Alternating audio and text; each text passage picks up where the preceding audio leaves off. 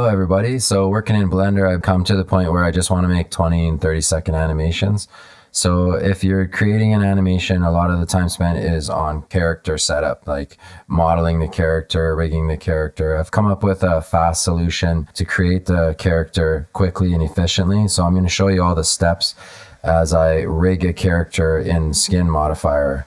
If you're in front view mode and you have your basic sketch already ready, start by creating that skin modifier object. So you say Shift A, we just need a vertice. So we're going to create a plane and maybe move that up towards the belly. We'll start with the belly. In edit mode, press M. So you're going to basically end up with this vertice, okay? And then you're going to add a modifier. You're going to generate a skin modifier, and then you're going to generate subdivision surface. So you can see it's kind of blue there. That's because I have a matte cap on. It's going to make it easier to see.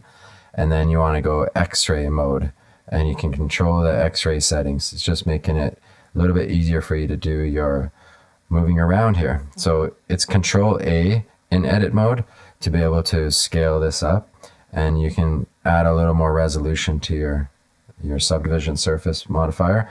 And then Control A, you can also do it in the different axes so that you can have control that way. And then you can shift D, you're going to duplicate it, move it over in the X only, let's say Control A, and that's how you just kind of like give basic shapes to this. So Control A and then X, and then scale that up. Sometimes you end up with a situation like this where you're down to just the vertice again. You can grab the end of the vertice and say mark as root. Okay, and that's going to help you on your journey of creating the basic shapes for your character. Another neat trick is you can say smooth shading in here, and then that's just going to give you that nice smooth look. So moving on to adding the bones and an armature. So that's pretty simple to do. You can usually do it with like automatic weights, but first, before we get started with all that, we're going to go ahead and add a grease pencil object. It's just like a stroke. So move that out of the way so it's not going to get rendered. Okay, and now add modifier to that grease pencil stroke. And it's going to be object, and I'm going to choose the object up here. So it's very important that I have that as one object for that reason. Or I could do it as a collection, I guess, but right now that's one object. Now I'm going to add a line radius. Okay, and so now to that you should be able to see in the camera view you have your beautiful little outline there. That gives it more of a cartoon look. I just love that way of adding grease pencil line to the outside of a 3D object. That's great.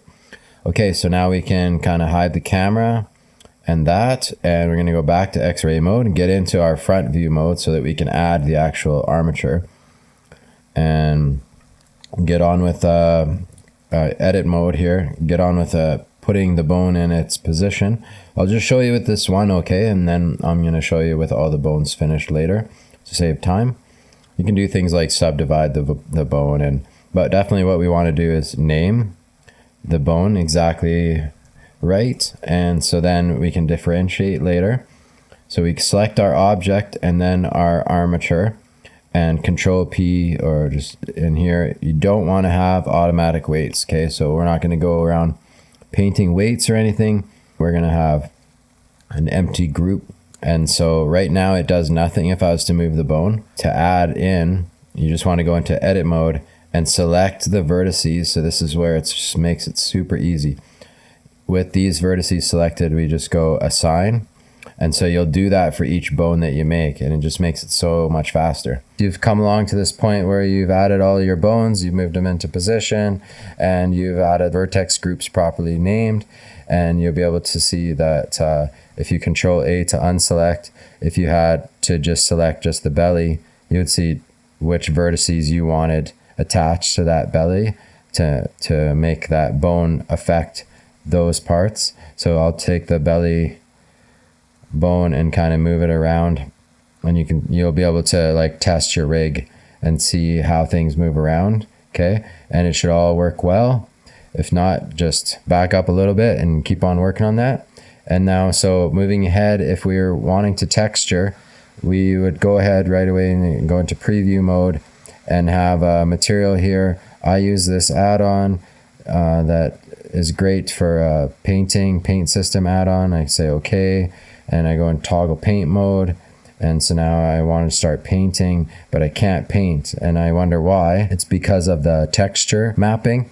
It can't map the textures properly when it's just a skin modifier. It does need to go to an object, an actual object. So what we can do to get around this is just go back here and get out of this and get into object mode, and maybe even just delete this material, and we'll worry about that later. And now we can kind of go back into like see-through mode here. So now if I have this object selected and I go into modifiers, I should apply the skin modifier with it at the top.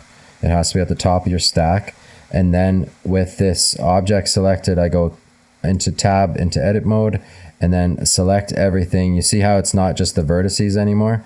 Now it's actually all of the different shapes because they're meshes now. And so if you said convert mesh, you'll run into problems. So select everything, Control A, and then right click and go separate by loose parts. So that's going to allow you to be able to have different material for each object if you need there to be. So then now you can create new materials as you work on your character. So if you want to name them, that could be helpful. So then now you can go in and you can actually add a color like this, or you could just go in and start painting. So I'll go to my preview mode and just grab my paint system and start toggle that on and start working in here. And so now you can see I can add some paint, change the size of that, and just add the look that you want to go with, and just get painting and have fun with that. You can see here how everything's black in the actual render preview for Eevee. So you definitely still need lights. So I'll just go and turn some lights on here, and then you start to see things come along. You can let me know in the comments how it worked out for you if you have any questions or anything like that. But I would love to see in the comments too if like maybe there's something I could have done easier. Hope you have a great animating experience.